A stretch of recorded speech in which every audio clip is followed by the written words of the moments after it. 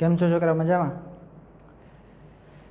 ધોરણ 10 chapter number 12 વિદ્યુતની વાત કરતા હતા. છેલ્લે કંઈક વાત કરી એ તો કે તાપીય અસરની વાત કરી હતી કે વિદ્યુત પ્રવાહની તાપીય અસર. ઝૂલના નિયમનું સૂત્ર પણ તારવું હતું, આપણે મેળવવું હતું, બરાબર છે. એ આધાર કોના ઉપર રાખે તો કે વિદ્યુત પ્રવાહ ઉપર આધાર રાખે, અવરોધ ઉપર આધાર રાખે અને સમયગાળા ઉપર આધાર રાખે.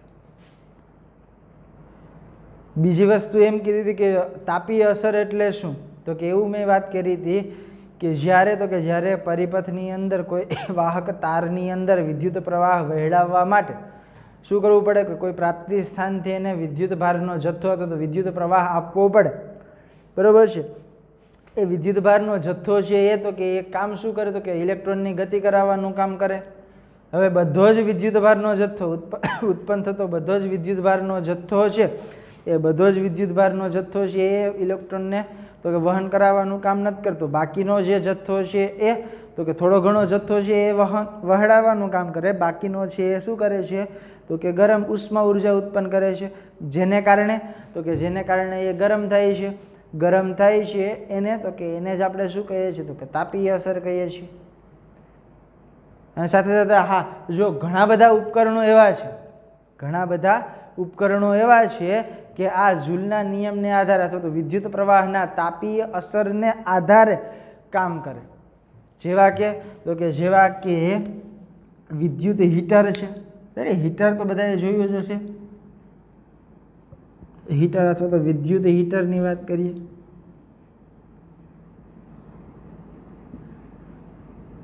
પછી તો કે વિદ્યુત ઇસ્ત્રી છે, સ્ત્રી નથી, ઇસ્ત્રી છે, બરોબર. ગરમ તો કે ગરમ બેય થાય, સ્ત્રી અને ઇસ્ત્રી બેય થાય, બરોબર છે. પણ વાત આપણે તો કે ઇસ્ત્રીની કરીએ છીએ.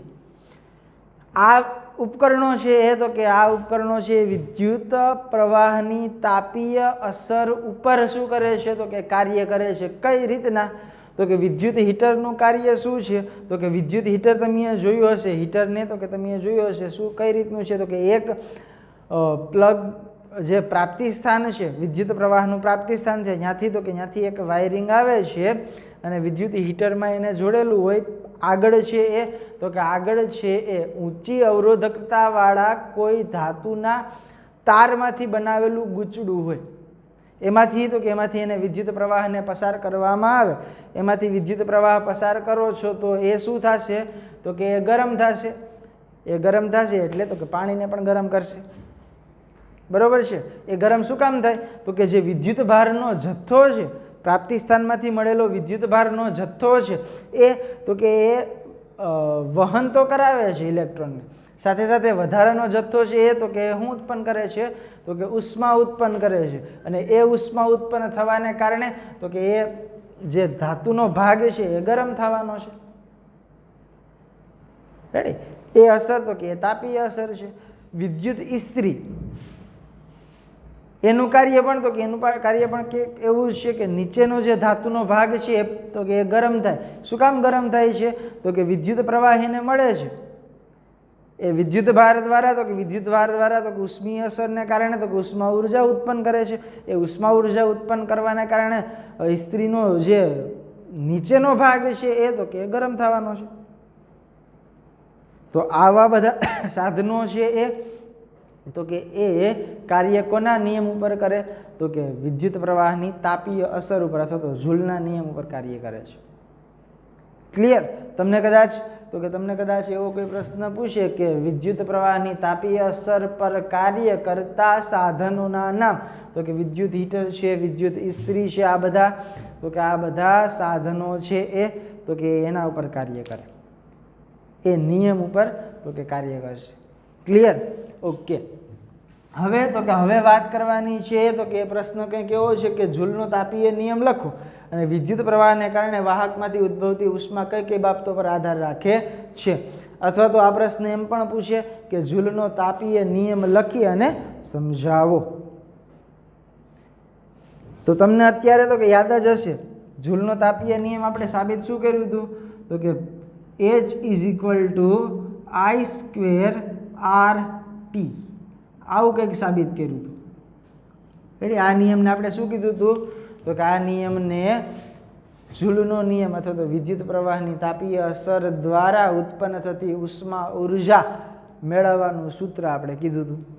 તો ડાયરેક્ટલી તમને એમ પણ પૂછી લે કે જૂલનો નિયમ લખી અને સાબિત કરો, અથવા તો બીજો પ્રશ્ન કઈ રીતના પૂછે તો કે જૂલનો તાપીય નિયમ લખો, વિદ્યુત પ્રવાહને કારણે વાહકમાંથી ઉદ્ભવતી ઉષ્મા કઈ કઈ બાબતો પર આધાર રાખે છે એ લખવાનું છે. બરાબર. તો આપણે હવે દેખીતી વસ્તુ છે કે સૂત્રમાં જેટલી વસ્તુ છે એટલી વસ્તુ ઉપર આધાર રાખે.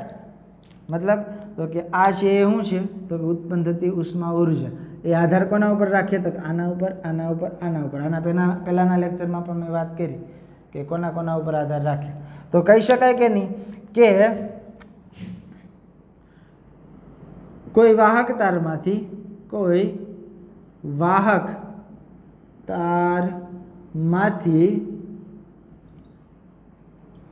વહેતો વિદ્યુત પ્રવાહ એ કઈ કઈ બાબત ઉપર આધાર રાખે તો કે પહેલી બાબત છે એ કઈ છે તો કે પહેલી બાબત છે એ એમ કહી શકાય કે આપેલ અવરોધ અને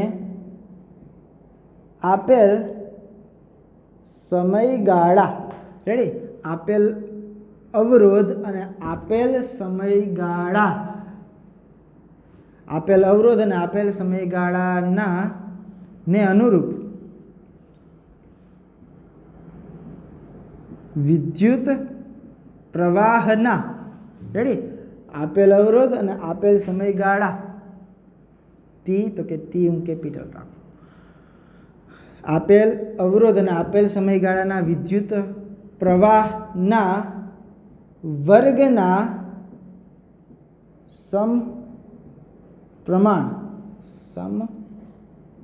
સમપ્રમાણ જેટલો હોય છે. રેડી, આર જેટલો અવરોધ અને ટી જેટલો સમયગાળો આપેલ અવરોધ આર અને આપેલ સમયગાળા ટી ને અનુરૂપ વિદ્યુત પ્રવાહ કેટલો હોય તો કે વિદ્યુત પ્રવાહના વર્ગના સમપ્રમાણમાં હોય. એક સાથે છે, આ વધે તો આ પણ વધે, આ ઘટે તો આ પણ ઘટે. રેડી, સમપ્રમાણમાં થયું. વ્યસ્ત પ્રમાણમાં હોત તો કે તો છેદમાં હોત. રેડી, વિદ્યુત પ્રવાહ છે એ કોના ઉપર આધાર રાખે તો કે વિદ્યુત પ્રવાહ છે ઉષ્મા ઉર્જા દરમિયાન વિદ્યુત પ્રવાહ છે એ આપેલા અવરોધ અને આપેલા સમયગાળા માટે વિદ્યુત પ્રવાહ છે એ તો કે એના વર્ગના સમપ્રમાણમાં હોય છે. રેડી, I²RT કીધું.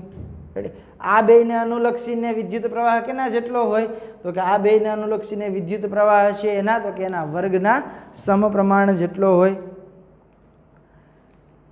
બીજી રીતના વાત કરવી હોય તો કે બીજો એક ઘટક લઈ લઈએ. આ વખતે આપણે કેને સાબિત કર્યો તો કે I ને સાબિત કર્યો. કોને અનુલક્ષીને તો કે R અને T ને. હવે આપણે સાબિત કરશું એ તો કે R ને સાબિત કરશું તો કોને અનુલક્ષીને કરશું તો કે I ને T ને. R ને સાબિત કરશું I ને T ને. I ને સાબિત કર્યો એ તો કે R અને T ને ધ્યાનમાં રાખીને. એ જ રીતના T ને સાબિત કરશું એ I અને R ને ધ્યાનમાં રાખીને. તો હવે R નો વારો છે. શું કહેશું તો કે બીજી વસ્તુ છે એ કોના ઉપર આધાર રાખે તો કે આપેલ વિદ્યુત પ્રવાહ અને આપેલ સમયગાળા દરમિયાન કેના સમપ્રમાણમાં હોય તો કે અવરોધ R ના સમપ્રમાણમાં હોય છે. રેડી, બીજો કોના ઉપર આ આધાર રાખીએ તો કે આપેલ વિદ્યુત પ્રવાહ અને આપેલ સમયગાળા દરમિયાન અવરોધ R ના કેવા પ્રમાણમાં હશે તો કે સમપ્રમાણમાં હશે. અવરોધ વધે તો કે ઉષ્મા ઉર્જા વધે, અવરોધ ઘટે તો કે ઉષ્મા ઉર્જા ઘટે. એ જ રીતના તો કે I² મતલબ તો કે વિદ્યુત પ્રવાહ વધે તો કે ઉષ્મા ઉર્જા વધે, વિદ્યુત પ્રવાહ ઘટે તો કે ઉષ્મા ઉર્જા ઘટે. બધાય તો કે બધાય સમપ્રમાણમાં જ છે, વ્યસ્ત પ્રમાણમાં કોઈ છે નહીં. ત્રીજી વસ્તુ કેને સાબિત કરશું ટી ને, તો ધ્યાનમાં કોને રાખશું? આઈ અને આર ને. રેડી, પહેલાં આઈને સાબિત કર્યું તો આર અને ટીને ધ્યાનમાં રાખીને, આરને સાબિત કર્યું તો આઈ અને ટીને ધ્યાનમાં રાખીને, હવે ટીને આપણે દર્શાવશું તો કે આઈ અને આરને અનુરૂપ. બરાબર. તો ત્રીજી વસ્તુ આપણી શું થાય? તો કે ત્રીજી વસ્તુ એવી થાય કે આપેલ વિદ્યુત પ્રવાહ અને આપેલ અવરોધ દરમિયાન સમયગાળાના કેવા પ્રમાણમાં હશે? તો કે સમપ્રમાણમાં હશે.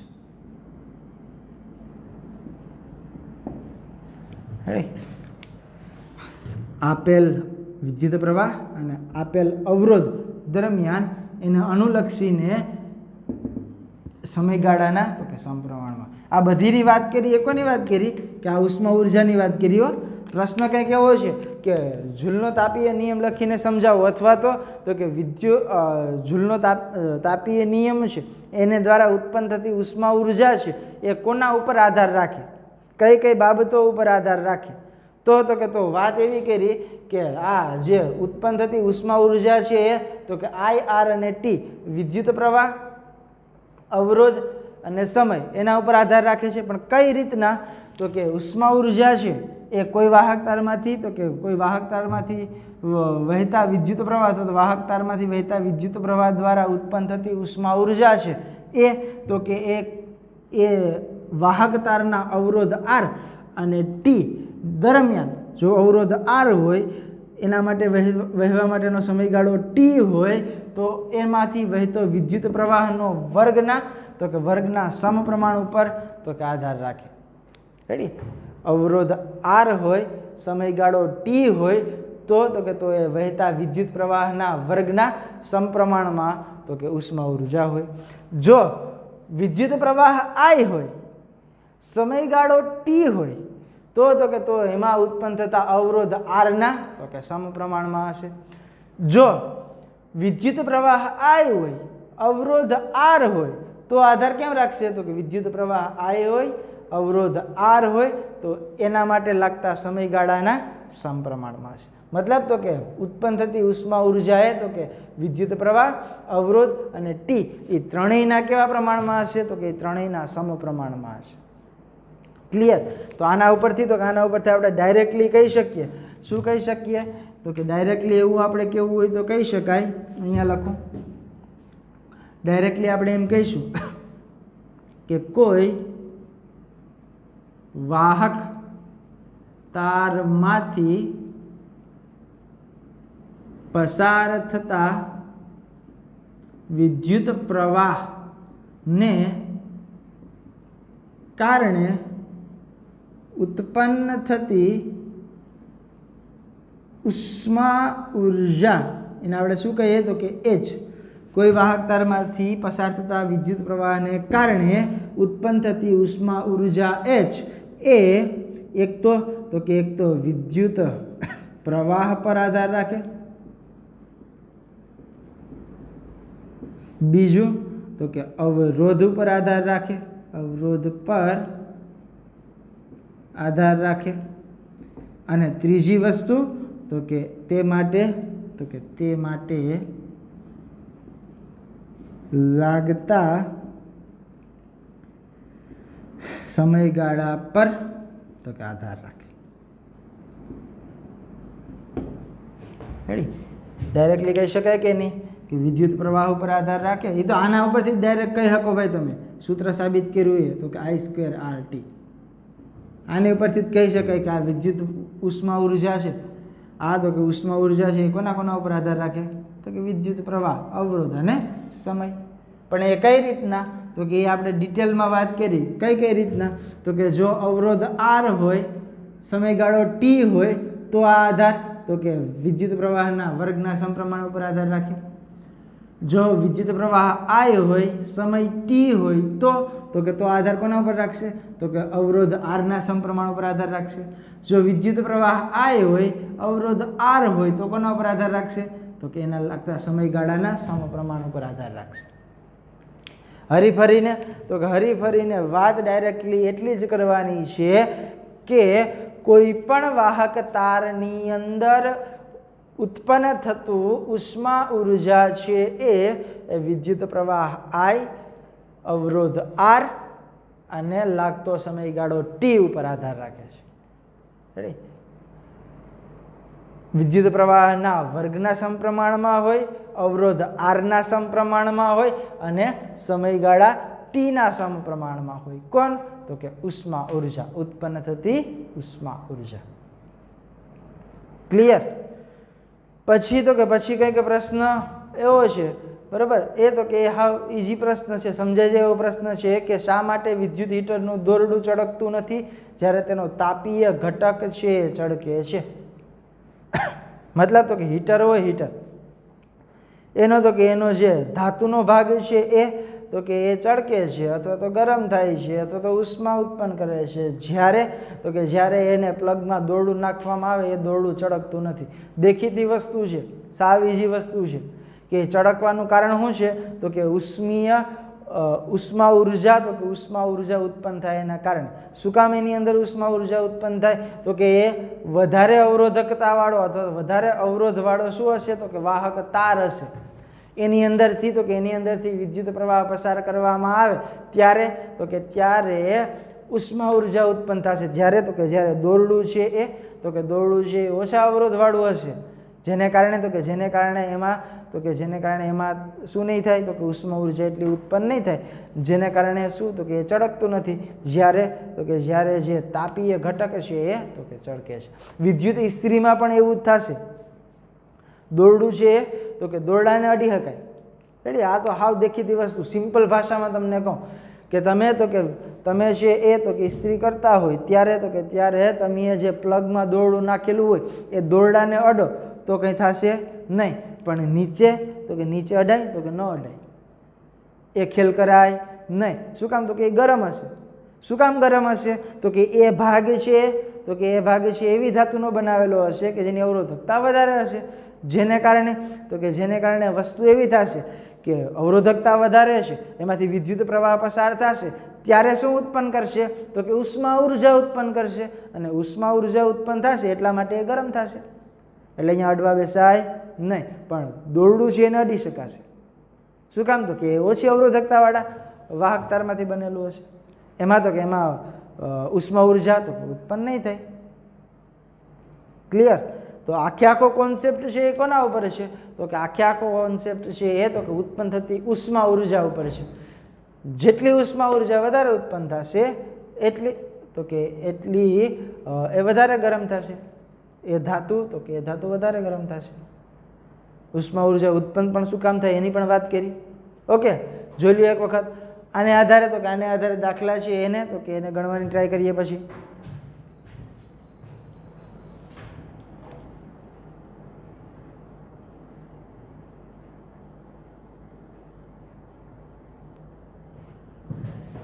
ઓકે, તો હવે તમને એકદમ ક્લિયર કટ થઈ ગયો હશે કે ઉષ્મા ઉર્જા છે, ઉષ્મા ઉર્જા ઉત્પન્ન શું કામ થાય, એનું કારણ શું, ઉત્પન્ન થાય તો એ આધાર કોના ઉપર રાખે, એ આધાર વિદ્યુત પ્રવાહ, અવરોધ અને સમય ઉપર શું કામ રાખે. બરાબર? ટાઈમનો અભાવ હોવાને કારણે દાખલા છે આપણે તો કે નેક્સ્ટ ટાઈમ ગણશું, કારણ કે દાખલા ગણવાની શરૂઆત કરશું તો લેક્ચર કેવો થઈ જાય તો કે લાંબો થઈ જાય. બરાબર? એટલે દાખલાની શરૂઆત છે એ તો કે નવા જ લેક્ચરની અંદર કરશું. બરાબર? પણ આની અંદર ધ્યાનમાં રાખવાની બાબત ખાસ એક વસ્તુ નોટ કરી લેવાની છે તો કે એક તો યાદ રાખવાનું છે H = I²RT. જ્યાં H છે એ શું છે તો કે હજી એક વખત કહી દઉં, H છે એ તો કે ઉષ્મા ઉર્જા છે, I છે તો કે વિદ્યુત પ્રવાહ છે, R છે તો કે અવરોધ છે અને T છે તો કે સમય છે. રેડી? સૂત્ર સામું જ દેખાય છે તો પ્રશ્ન સિમ્પલ રીતે આવડવો જોઈએ કે ઉષ્મા ઉર્જા છે એ આધાર વિદ્યુત પ્રવાહ, અવરોધ અને સમય ઉપર રાખે છે.